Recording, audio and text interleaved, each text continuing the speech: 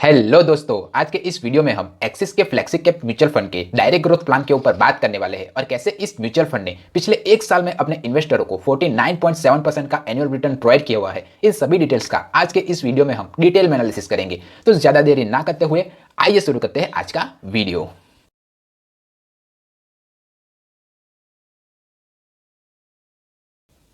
सबसे पहले हम इस म्यूचुअल फंड के फंड ऑब्जेक्टिव के बारे में जान लेते हैं। तो ये एक फ्लेक्सी कैप म्यूचुअल फंड है, यानी कि यहाँ पर फंड मैनेजर के पास पूरी आजादी होती है कि वो इन्वेस्टरों के पैसे को किसी भी सेक्टर में निवेश करके ज्यादा से ज्यादा रिटर्न्स इन्वेस्टरों को प्रोवाइड कर सके। यानी कि फ्लेक्सी कैप म्यूचुअल फंड में फंड मैनेजर के पास एज काफी है, उसके ऊपर रिस्ट्रिक्शन कम है। अगर आप इस तरह के म्यूचुअल फंड में अपने पैसे को निवेश करना चाहते हो तो लॉन्ग टर्म के लिए इन्वेस्ट करें। लॉन्ग टर्म से मेरा मतलब है 5 से लेकर 10 साल तक। और निवेश करने से पहले अपने फंड मैनेजर या फंड एडवाइजर की सलाह भी जरूर लेके लें।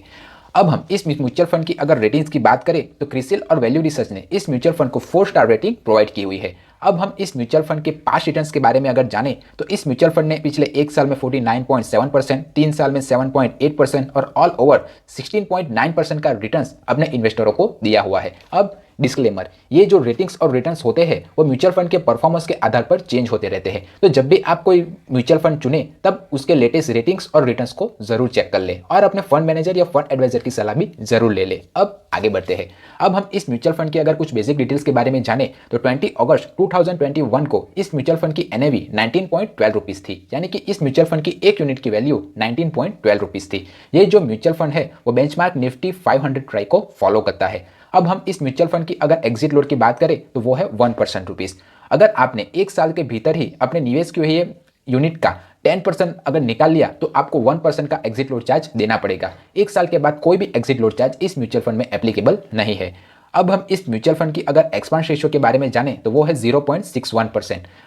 अब जिसे नहीं पता कि एक्सपेंस रेशियो किसे कहते हैं, तो जो एसेट मैनेजमेंट कंपनियां होती है वो हमारे ही पैसे को मैनेज करने के लिए हम ही से कुछ फीस चार्ज करती है और उसी फीस को वो एक्सपेंस रेशियो के तौर पर हमें बताती है। तो जितना ज्यादा एक्सपेंस रेशियो होगा उतना ही कम इन्वेस्टरों को प्रॉफिट होगा। तो जब भी आप कोई म्यूचुअल फंड चुने तब एक्सपेंस रेशियो के क्राइटेरिया को भी जरूर ध्यान रखें। ये जो म्यूचुअल फंड है वो एक ओपन एंडेड म्यूचुअल फंड है, यानी कि इन्वेस्टर जब चाहे तब इसमें पैसे लगा सकता है और जब चाहे तब इससे निकल भी सकता है। इस म्यूचुअल फंड की AUM 8,938 करोड़ रुपीस है। अगर आप इस म्यूचुअल फंड में अपने इन्वेस्टमेंट स्टार्ट करना चाहते हो तो मिनिमम SIP 500 और लमसम अमाउंट 5,000 से स्टार्ट कर सकते हो। अब मैं आपको एक एग्जांपल के थ्रू इलोबरेट करने की कोशिश करता हूं। मान लीजिए कि आपने एक 1,000 रुपीज की SIP स्टार्ट की हुई है और अगले 3 साल तक आप लगातार इस म्यूचुअल फंड में अपने पैसे को निवेश करते हैं, तो आपकी जो टोटल इन्वेस्टमेंट वैल्यू होगी वो होगी 36,000 रुपीज। तो आपने अगर इस म्यूचुअल फंड में 36,000 रुपीज लगाए होते तो उस पैसे की वैल्यू आज 54,324 रुपीज होती। अगर आपने उस 36,000 रुपीज की किसी और फ्लेक्सी कैप म्यूचुअल फंड में लगाया होता तो उस फंड की वैल्यू आज 52,794 रुपीज होती। अगर आपने उस 36,000 रुपीज की अगर बैंक FD की होती तो उस बैंक FD की वैल्यू आज 40,026 रुपीज होती। अगर आपको मेरा वीडियो पसंद आ रहा है तो वीडियो को लाइक जरूर कर दे। ये जो म्यूचुअल फंड है वो इन्वेस्टरों के 95.94% पैसे को इक्विटी यानी कि शेयर बाजार में निवेश करता है। तो शेयर बाजार के उतार चढ़ाव का इस म्यूचुअल फंड के ऊपर सीधा असर पड़ेगा। अब हम एलोकेशन बाय अगर मार्केट कैप देखें तो लार्ज कैप में 82.1%, मिड कैप में 10.22% और स्मॉल कैप में 3.71% इसने इन्वेस्टरों के पैसे को निवेश किया हुआ है।